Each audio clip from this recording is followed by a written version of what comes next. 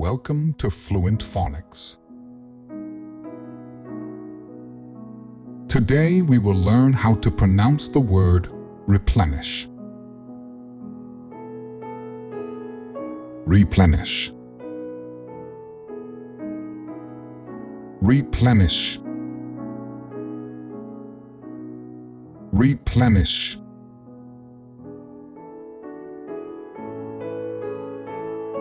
Here's an example of how one might use it in a sentence.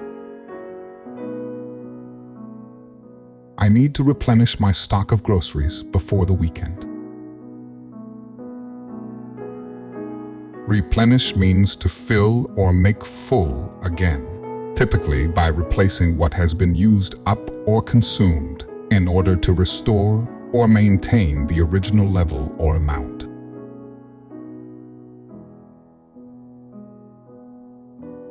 Thank you for your time.